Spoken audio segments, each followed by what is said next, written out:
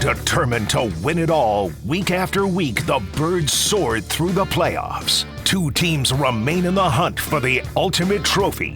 Get ready. The road to the big game starts now. Winning and success is defined by that particular individual, and it's all relative to the person. And what I define it as is winning. And I think the beautiful thing about this sport, about this team, is finding ways to win in multiple ways. Embrace what the group mission is, and the mission is to win. Jalen Hurts after the Birds win the NFC Championship, the beautiful sight of green confetti inside the link. Welcome to Road to the Big Game. I'm Allie Berube, joined by Eagles Hall of Fame linebacker Seth Joyner. Seth, a 55-23 win to punch your ticket to Super Bowl 59, but also over a division rival in the Washington Commanders. It was a heck of a performance from the Birds to get back to the Super Bowl. No doubt about it. And, you know, I'm very appreciative of the Eagles winning in such a fashion. That way I didn't have to eat crow this week. But just a dominant performance. And I felt like they would have a performance like this. I didn't really think that they could get to 55, but I was certain that they would win the game just because of the dynamics of how, you know, week 11 and week 16 actually played out. They lose Jalen Hurts and C.J. Gardner-Johnson in week 16, key pieces, you know, to the offense and the defense. But at the other end of the spectrum as well, the Eagles, what people don't realize, the Eagles had that game under control. They had it in hand before Jalen got hurt, and then C.J. Gardner-Johnson went out. So I figured if you have them both back, they're full strength, they're both well motivated because of, you know, some of the chatter that went on after that Week 16 game. You're not coming in the link and beating us in the link, not for the NFC Championship game, certainly not. They followed the Seth Joyner game plan to a T. Over the next 30 minutes here on Road to the Big Game, we'll break down the dominating win against the Commanders, plus look ahead to the big game in New Orleans where the Birds will avenge their Super Bowl loss to the Chiefs from just 2 seasons ago. But of course, let's start with that 32-point win because there was so much to make of it. Of course, you know, the Washington has that 18-play drive, get a field goal. 18 seconds later, Saquon Barkley finds the end zone. One play, that's all they needed to really set the tone in that one. And he continued that on. 3 rushing touchdowns for him, 118 yards. You got to start with Saquon in this one, I feel like, as you have all season. He's been a star for a reason, and he's showing up in the biggest moments. Well, you know, listen, I said yesterday during a post-game show, it took Saquon 18 seconds, which it took the Commanders 18 plays to do, and 4 points more. Mm-hmm. You know, that's just phenomenal. The way that this guy's played all season long, he's been a godsend for this team. If there is any way for any of us to ever experience, you know, death and going to heaven, he certainly has to feel like that's where he's at this point in time, having been in New York all the time. He's been in New York and hasn't had success. And then to come here and play the way that he's played and be, you know, have his career resurrected, so to speak, and on his way to a Super Bowl in his first year. Listen, the guy is just phenomenal. He's a phenomenal athlete in phenomenal shape. He's a generational running back. But I also like to give Jalen Hurts a lot of credit, too, because I think we've heard this narrative that Jalen can't read defenses, that, you know, he can't pass the ball. We've talked about what he couldn't do. In the second half of that game, week 16, Saquon Barkley rushed for 27 yards. He averaged 1.7 yards per carry without Jalen Hurts in the game. That gives you some perspective on how important Jalen Hurts is. That's the first thing. The second thing is you got to understand Jalen Hurts is operating at the line of scrimmage. 85 to 90% of the plays that are called, Jalen is checking at the line of scrimmage. Now, if it was Josh Allen or if it was Patrick Mahomes, we would be talking about what a great field general he is. Let's give Jalen Hurts some credit for putting the team in the right play, making the right calls all the time, and being that piece that helps Saquon Barkley be as dominant as he is. And that's not taking anything away from Saquon. That dynamic duo is so important here in 2024. Neither one of them should ever buy a drink in the city of Philadelphia themselves. Well, they've earned it. Let's pump our brakes. If they win the Super Bowl, then we can, because that group from 2017, I promise you, anywhere they go in the city, everything's free. You got to win it. And this is Jalen's second rodeo. He's got to win it this time. I think when you look at the way this team is building throughout the season, it feels like there's so many pieces that it's like, okay, that's now peaking. That's at the right point. When you look at the way the defense played, particularly the way they kind of caused havoc against the Commanders, the turnovers, Zach Bond playing lights out in this one, how much confidence does that give you? The offense clicking on all cylinders, but the defense is finding its opportunities as well.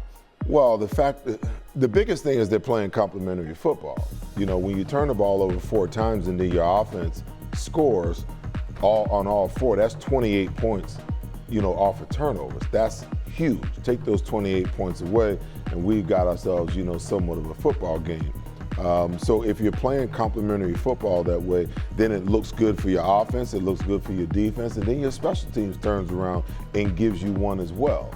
So they've got to continue to play that way across the board. And this young defense, you know, listen, they fly to the ball.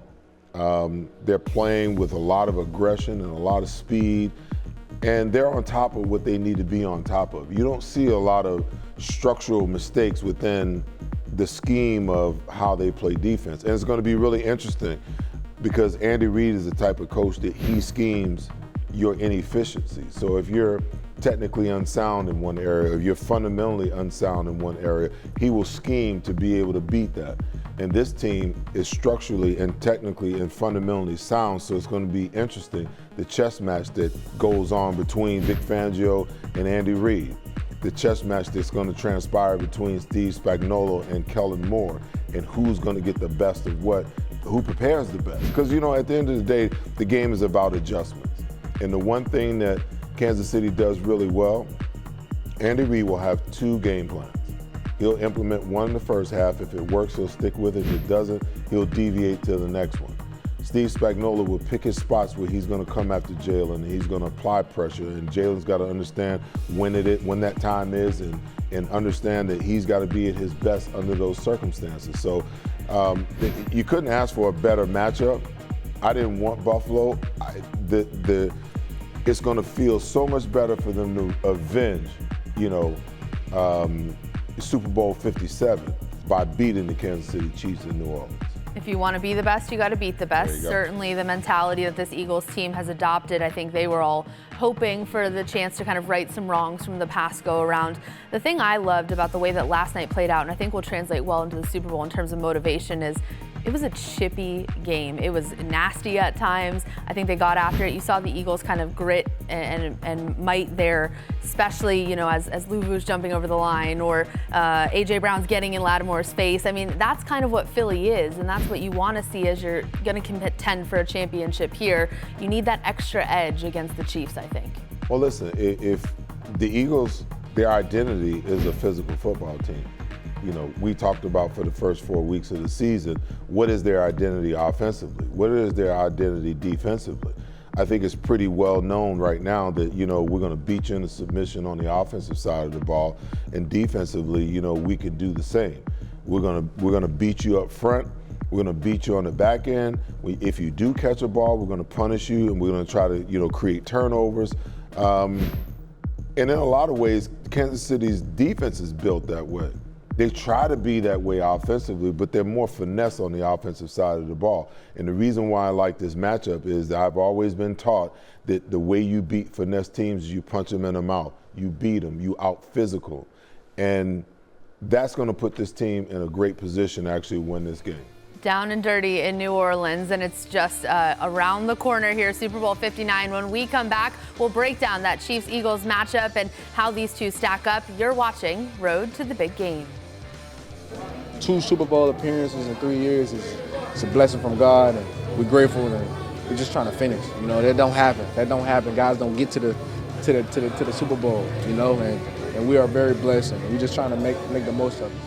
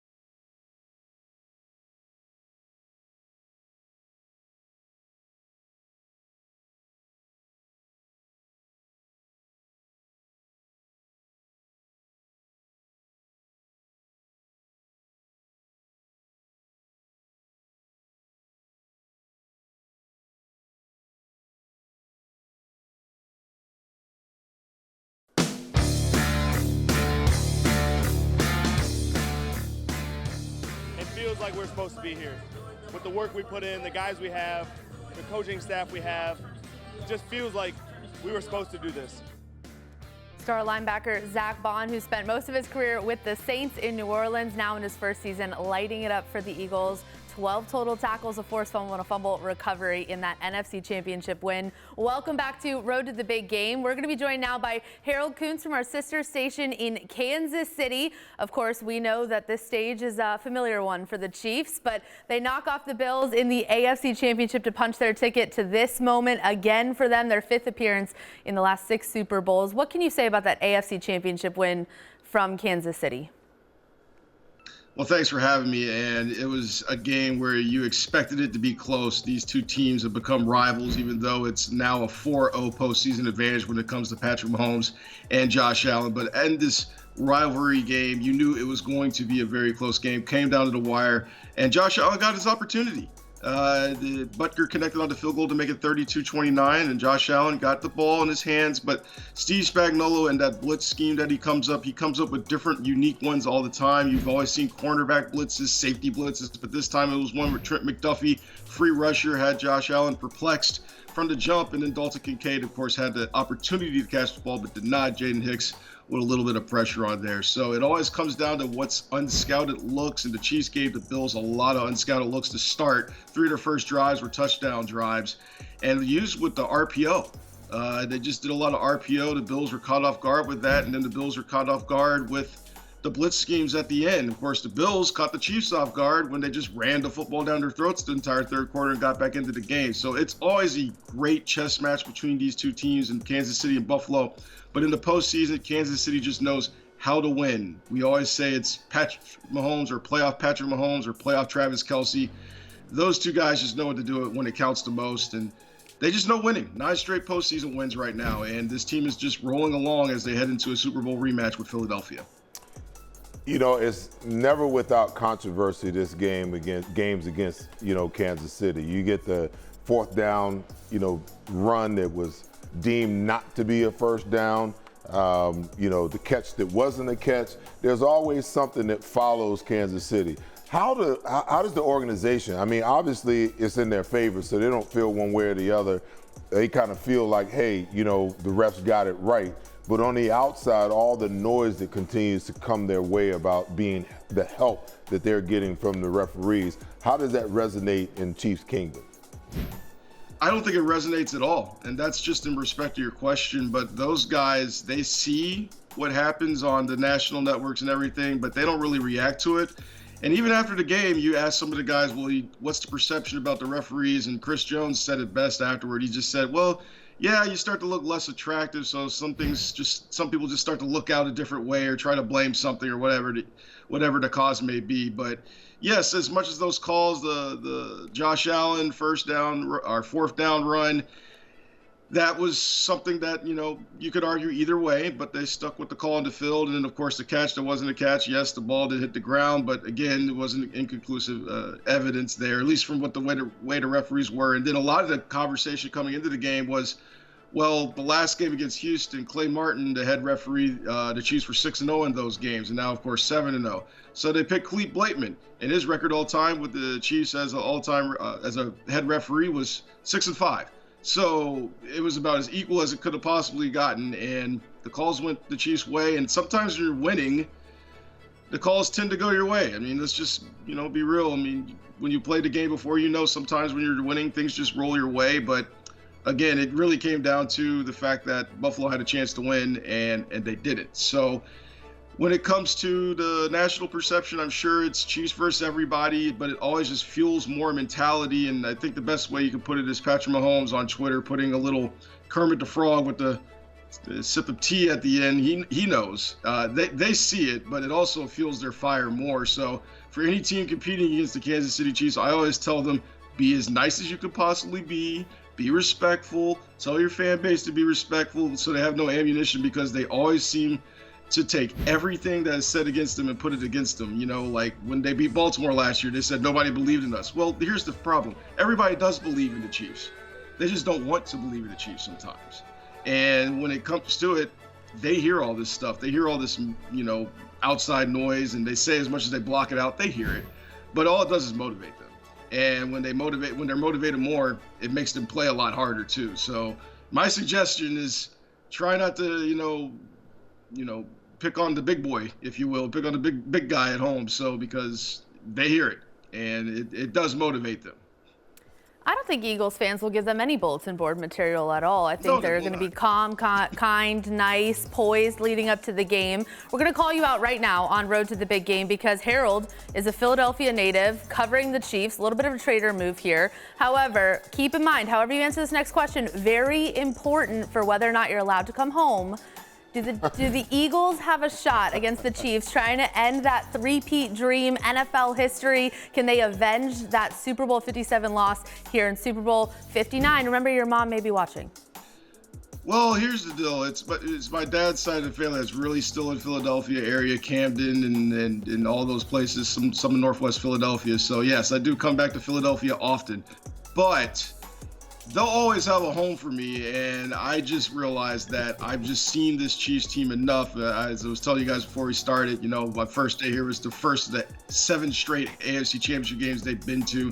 They know how to win these things. I've only seen them in the postseason really fall apart once, and that was the AFC Championship game against the Cincinnati Bengals, where the second half they just kind of just lost their mojo. But I would not be surprised if we're seeing a three-peat here. Andy Reid's record after a bye is almost as immaculate as it gets. It's one of the best. You're looking at a guy that's on the Mount Rushmore of coaches. He skips no turn in preparation. Patrick Mahomes after the game said that, yeah, we'll celebrate tonight, but we know Andy Reid's probably going to be here at 4 a.m. in the morning, already preparing in Philadelphia, and we already can't wait for them to say during the middle of the week that we're knee-deep in preparation for the Philadelphia Eagles, and of course, time's yours, as Seth probably knows. So it's just a matter of the level of detail, and they've taken it as a challenge whenever they face great running backs, whether it be Derrick Henry, the Bills, who had a great rushing attack too under James Cook. They take it as a challenge when they have to face a great running back. And I believe that this defensive line, who's going up against a very good offensive line for the Philadelphia Eagles, I believe when you look at some of the units, I think the Philadelphia Eagles offensive line is better than the Chiefs offensive line, which is saying a lot because the Chiefs offensive line has 3 guys who are all pro. So I think this Eagles offensive line and Saquon Barkley is really a great challenge. That's where it's going to be won. The game's going to be won in the trenches, but they somehow need to find a play. And until I see a team that can take out the Kansas City Chiefs in the postseason with the way they're playing right now, I have to go with the Kansas City Chiefs. As much as it pains me to say that, I have to go with the Kansas City Chiefs in this one until I see someone pull it off. All right, take his SEPTA pass. You're not welcome back in the city. But Harold Coons, thank you for joining us on A Road to the Big Game. When we come back, we'll talk to Jason Logan about the odds. The biggest thing is we got to go finish the job and got to go out there and win.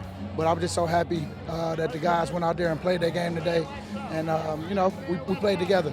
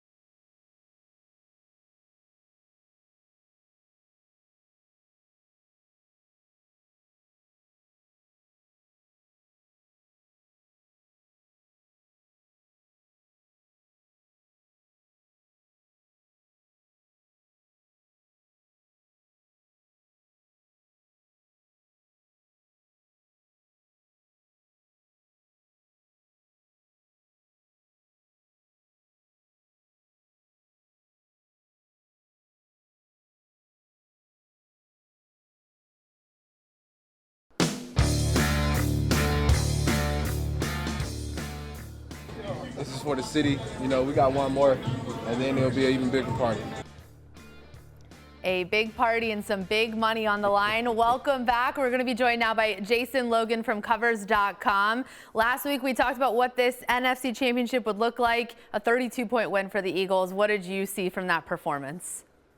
Yeah, I mean, right out of the blocks, they punched Washington in the mouth, and the Commanders were reeling right after that Saquon Barkley run. But what stood out to me was Jalen Hurts. While he didn't have a giant game, his knee was good. He stripped off the brace. And that tush push, that short yardage situation, it was there and it was lethal and it was dominant. And that's what they're going to need to compete with Kansas City in the Super Bowl. So good to see Jalen Hurts back in the mix of that running game, being the anchor on those short yardage situations. And now he has 2 weeks to rest up. I see a big game on the ground from him against Kansas City.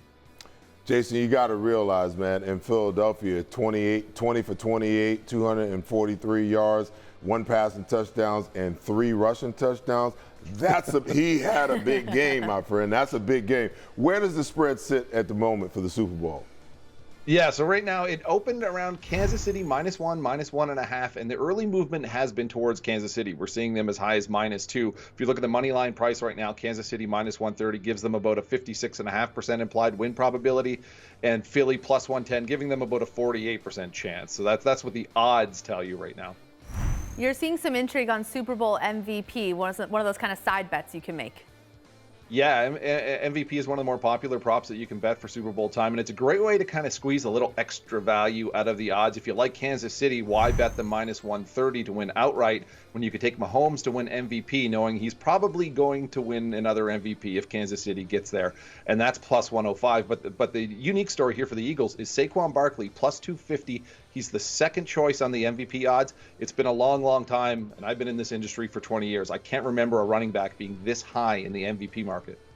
All right, he is Jason Logan from Covers.com. We'll get our final thoughts when we come back. You're watching Road to the Big Game.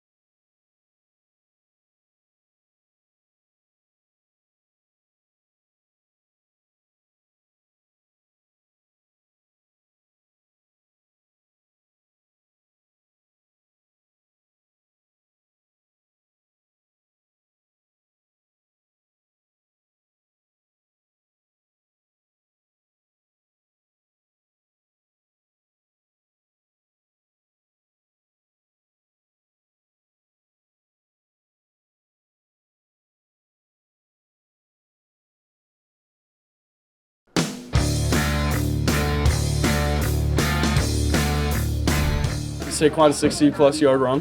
Love it. Kind of set the motion for the rest of the game. They don't give me a vote for MVP, but I know who my vote would. That's probably why they don't give me a vote, because I would vote for Saquon.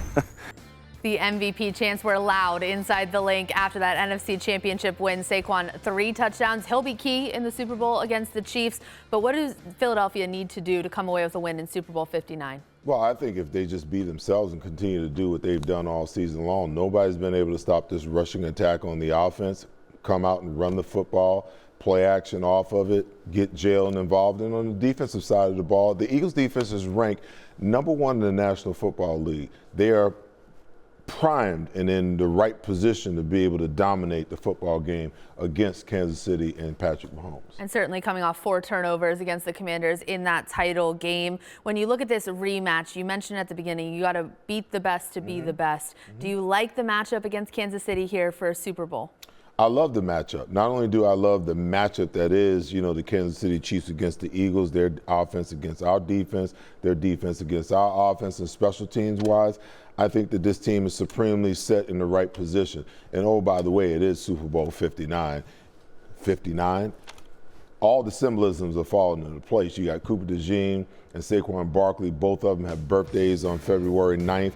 And by the way, if you add up Saquon's number and Cooper DeJean's number, it adds up to 59. It feels like it might be written in the stars as the Eagles head down to New Orleans to take on the Kansas City Chiefs, trying to end that three-peat. For Seth Joyner, I am Ali Berube. Thank you for watching Road to the Big Game.